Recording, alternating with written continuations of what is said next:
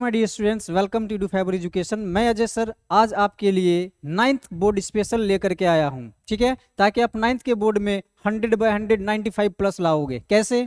तो आज मैं आपको जो बताने वाला हूं, आपका जो दूसरा चैप्टर है लहासा की ओर, जिसके लेखक हैं राहुल संकृत्यायन जी, उसके बारे में जो भी इस चैप्टर के VBI MCQ है वो आपके लिए काफ़ी असरदार होने वाला है। ठीक है, आप देखो सारे MCQ और फिर आप बताओगे कि सर वाह, ये तो मजे हो गए कि आपको सारा MCQ बहुत ही इजी और आसान तरीके से बताया गया है, जो आपके लिए काफ़ी VBI होने वाला है। ठीक है, तो पहला जो है आपका प्रश्न ये है कि लेखक कहाँ जाते हुए रास्ता भटक गया था, जो लहासा की ओर है।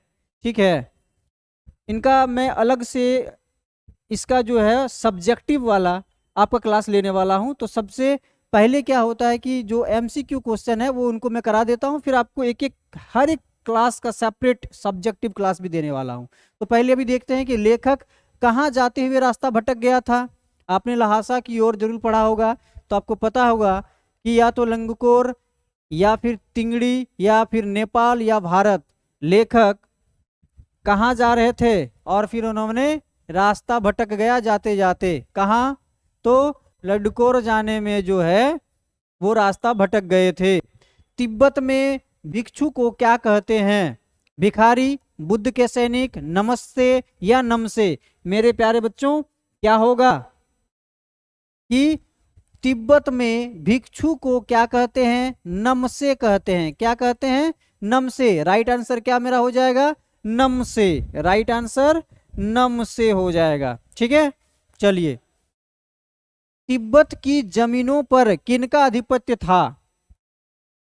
जब पूरे यात्रा वृत्तांत ने राहुल संकृत्यायन जो लेखक हैं वो इसके बारे में यात्रा वृत्तांत में बताते हैं कि उनके साथ क्या क्या हुआ, वो ऐसे तो जा नहीं सकते थे, तो फिर उन्होंने क्या किया? भिकमंगों का वेश धारण किया और पूरा यात्रा वृत्तांत को यात्रा किया वहाँ। ठीक है, और वहाँ के बारे में लिखा कि वहाँ क्या क्या कठिनाई हुई, क्या क्या नहीं हुआ, उसी के बारे में है। अब यहाँ पे देखिए कि तीसरा प्रश्न मेरा क्या है कि तिब्बत की जमीनों पर किनका आधिपत्य था? मजदूरों का, सरकार का, लुटेरों का और जागीरदारों का। मेरे प्यारे बच्चों, जो तिब्बत की जमीन थी उस पर जागीरदारों का क्या था? आधिपत्य था। ठीक है, चलिए अगला प्रश्न देखते हैं कि तिद्री के मैदान की क्या विशेषता थी?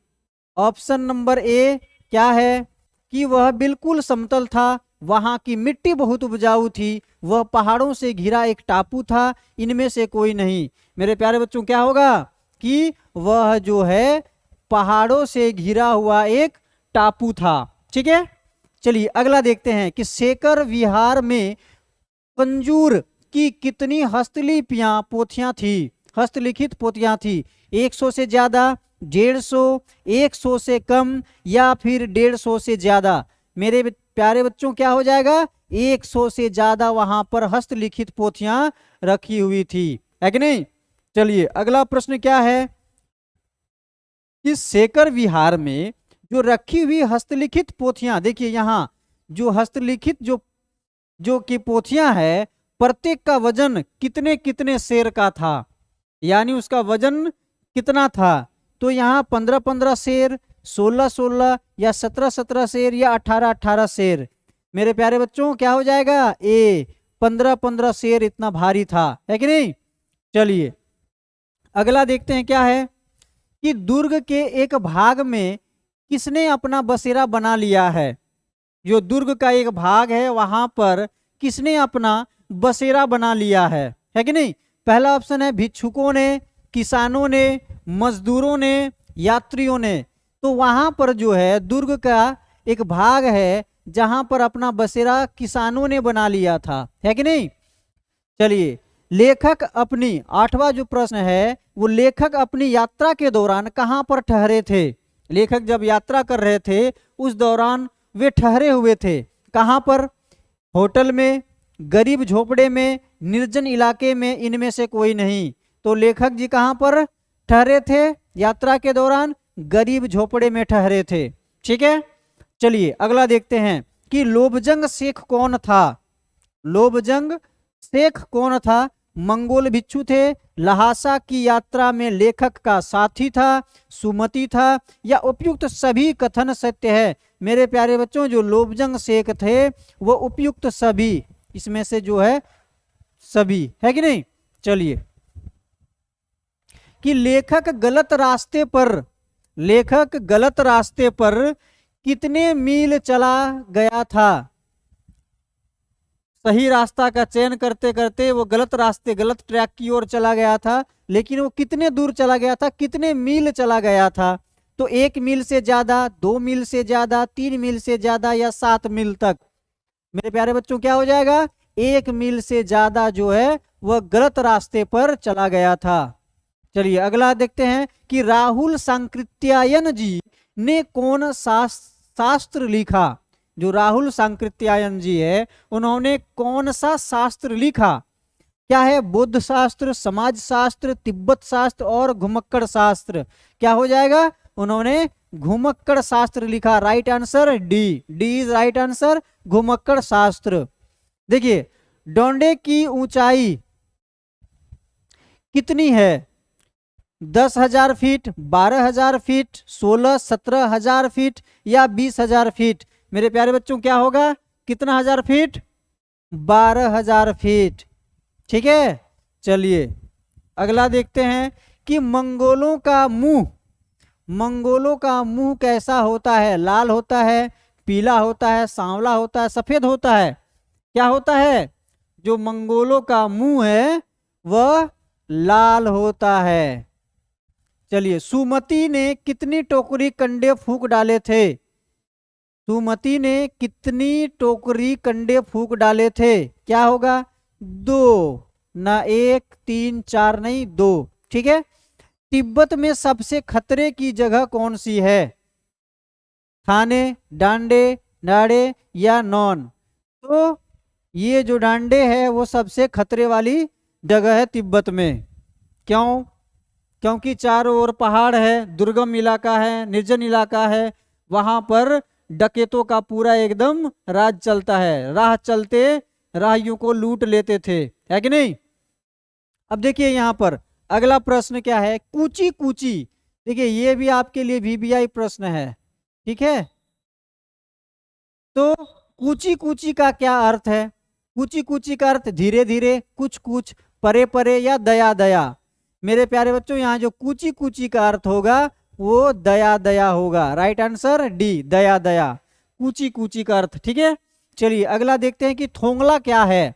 एक बर्तन है, एक स्थान है, एक वस्त्र है, एक व्यक्ति का नाम है। मेरे प्यारे बच्चों, थोंगला जो है एक स्थान का नाम है। ठीक है। चलिए, कि लेखक के साथ दूसरा व्यक्ति कौन था। सुमित था, सौमित्र था, सुमति था या सुमिति था। मेरे प्यारे बच्चों देखो, गौर से पढ़ो। ठीक है। थोड़ा सा डिफरेंस नजर आएगा कि लेखक के साथ दूसरा व्यक्ति कौन था, तो सुमति था, है कि नहीं। चलिए अगला देखते हैं, निर्जन। देखिए ये भी बहुत VBI क्वेश्चन है। ठीक है। इसको भी आप थोड़ा सा कोशिश करना नोट करके रखने का, कि निर्जन शब्द में उपसर्ग बताइए। मेरे प्यारे बच्चों, मैं हमेशा बताता हूं कि जो शब्द है यहाँ पर उसमें उपसर्ग का बात करें तो पहला वाला होगा, और अगर प्रत्यय का बात करें तो वो पिछला वाला होगा, है कि नहीं। तो यहाँ पर आपसे क्या पूछा है, यहाँ पर पूछा है कि उपसर्ग बताइए। तो यहाँ पे देखिए, अगर हम यहाँ पर संधि विच्छेद करते हैं निर्जन का, तो क्या हो जाएगा, निह जोड़ जन, निर्जन, या फिर नीर जोड़ जन भी कर सकते हैं तो निर्जन हो जाएगा, है कि नहीं, कर सकते हैं, है कि नहीं। तो यहाँ पर जो पहला शब्द आ रहा है जन का पहले, तो क्या आ रहा है, निह आ रहा है या निर आ रहा है। तो उपसर्ग क्या हो जाएगा, निह या फिर निर्जन। ना नी होगा ना निर होगा, है कि नहीं। यहाँ पर ना निस होगा, तो राइट आंसर मेरा क्या हो जाएगा, निह या फिर निर। यहाँ पर वो उपसर्ग है। अगला देखिए, यहाँ खून होने पर खूनी को सजा क्यों नहीं मिल पाती। क्या कारण है। यहाँ खून भी हो जाता है और खूनी भी फरार होता है, ना उसे कोई सजा होता है, ना किसी चीज का डर होता है। क्या कारण है। तो पहला, क्योंकि खून करने वाले शक्तिशाली आदमी हैं। क्योंकि खून करने वाले के खिलाफ कोई गवाह नहीं होता, क्योंकि वहां कोई न्यायालय नहीं है, या क्योंकि यहाँ जमींदार की चलती है। मेरे प्यारे बच्चों, जब तक आपके पास सबूत नहीं है तब तक कोई कुछ नहीं कर सकता, है कि नहीं। तो यहाँ राइट आंसर क्या हो जाएगा, क्योंकि खून करने वाले के खिलाफ कोई गवाही नहीं देता है कि नहीं, उसके पास कोई सबूत नहीं होता है, तो इसके वजह से वहां खूनी को सजा नहीं होता है। डोंडे तिब्बत की सबसे खतरे की जगह क्यों है। डोंडे जो है वो तिब्बत की सबसे खतरा जगह है, क्यों है, कारण क्या है।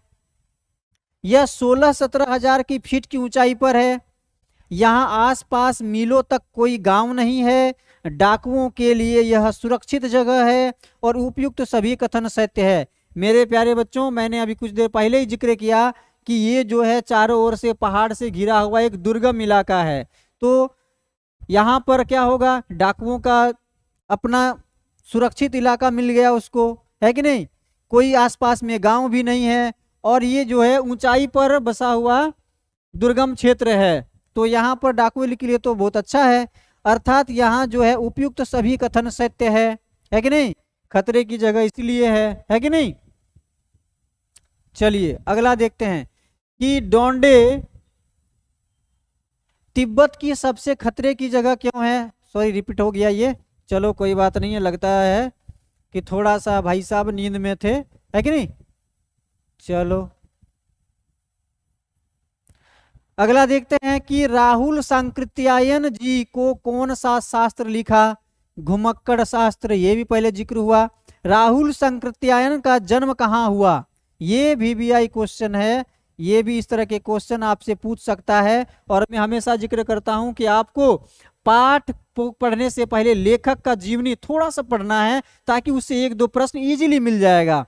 तो यहाँ पर जो है प्रश्न है, राहुल सांकृत्यायन जी का जन्म कहाँ हुआ। तो चलिए देखते हैं, आजमगढ़ के पदहा गांव में, वाराणसी के लम्ही गांव में, या नागपुर के सितारा गांव में, या लहासा में। तो क्या हो जाएगा आपका, मैं बता देता हूं, आजमगढ़ के पदहा गांव में। और आजमगढ़ कहाँ है, यूपी में, ठीक है। यूपी का पूर्वी क्षेत्र में जो है वो आजमगढ़ पड़ता है, और वहां एक पदहा गांव है, वहीं पर राहुल सांकृत्यायन जी का जन्म हुआ। और बताओ अभी आजमगढ़ का सांसद कौन है, जानते हो, जानते हो क्या, बताओ। मैं बता देता हूं, निरहुआ जी को जानते हो। हाँ, तो निरहुआ जी है वहां के सांसद हैं, दिनेश लाल निरहुआ जी, है ना। चलिए, राहुल सांकृत्यायन जी की मृत्यु कब हुई। राहुल जो सांकृत्यायन जी लेखक जो है, उनकी मृत्यु कब हुई, 1943 में, 1963 में, 1973 में और 1983 में। तो उनकी जो मृत्यु हुआ, राहुल सांकृत्यायन जी का मृत्यु कब हुआ, 1983 में, है कि नहीं, 1963 में। राहुल सांकृत्यायन जी की मृत्यु कब हुई, 1963 में। चलिए अगला देखते हैं कि राहुल सांकृत्यायन जी ने कौन सा धर्म अपनाया। राहुल सांकृत्यायन जी ने कौन सा धर्म अपनाया, सिख धर्म, हिंदू धर्म, बौद्ध धर्म और जैन धर्म। कौन सा धर्म अपनाया, बौद्ध धर्म अपनाया, ठीक है। इसीलिए तो उन्होंने तिब्बत की यात्रा की, वहां जाना कि क्या है क्या नहीं है, कैसे है, क्या करते हैं। लेखक एवं उसका मित्र किस, यहां पे देखिए, भेष या फिर क्या होगा, वेश, है ना, किस वेशभूषा में। तो लेखक एवं उसका मित्र किस वेश में यात्रा कर रहे थे, शाही वेश में, भिकमंगों के वेश में, सैनिक वेश में, या किसान के वेश में। मेरे प्यारे बच्चों, उस समय तिब्बत जाना सबके लिए क्या था, मना था, है कि नहीं। तो सीधे रास्ते से वो तिब्बत जा नहीं सकते थे कोई, तो उन्होंने क्या किया कि भिकमंगों का वेश धारण किया और वे तिब्बत चले गए, है कि नहीं। चलिए अगला देखते हैं, तिब्बती लोग, देखिए तिब्बती लोग, ये भी VBI क्वेश्चन में से है कि तिब्बती लोग टोंटीदार बर्तन को क्या कहते हैं? खोटी, सोटी, केतली या सिगड़ी? क्या कहते हैं? तिब्बती लोग टोंटीदार बर्तन को खोटी कहते हैं। क्या कहते हैं? खोटी कहते हैं। चलिए आगे देखते हैं कि सुमति कौन था? मंगोल भिक्षु, लहासा की यात्रा में लेखक का साथी, एक पुरोहित, उपयुक्त सभी कथन सत्य है। तो यहाँ सुमति के लिए उपयुक्त सभी कथन सत्य है। ठीक है, अब देखिए अगला प्रश्न क्या है। मैं अब पुस्तकों के भीतर, ये भी आप लिख लो, इस तरीके से क्वेश्चन हमेशा एग्जाम में पूछा जाता है और ये क्वेश्चन 100% आपको एग्जाम में देखने को मिल सकता है। ठीक है, तो यहाँ पे देखिए क्या है कि मैं अब पुस्तकों के भीतर, या इस कथन का आशय क्या है? मैं अब किसके भीतर? पुस्तकों के भीतर। इसका आशय क्या है? इसका आशय है, देखते हैं ऑप्शन नंबर 1, कि लेखक पुस्तकें पढ़ने में रम गया था, लेखक पुस्तकों की शेल्फ के भीतर चला गया था, या लेखक के चारों ओर पुस्तकें थी, या लेखक में लेखक का चित्र और परिचय छपा था।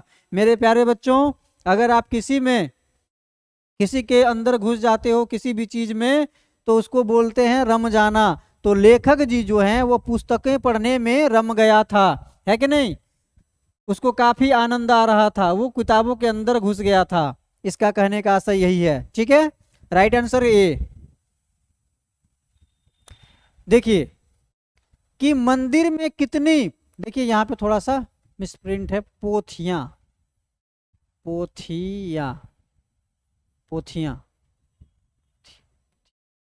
कि मंदिर में कितनी पोथियां थी? 101, 102, 103, 108।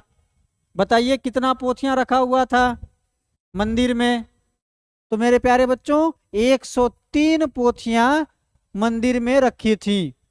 अब देखिए अगला प्रश्न, राहुल सांकृत्यायन का जन्म कहाँ हुआ? बताइए। अभी आपने पढ़ा कि राहुल सांकृत्यायन जी का जन्म आजमगढ़ के पदहा गांव में हुआ, है कि नहीं? ये भी आपके लिए VVI क्वेश्चन है। और आप, मैंने अभी बताया आजमगढ़ के पदहा गांव में। आजमगढ़ कहाँ है? उत्तर प्रदेश में, है कि नहीं?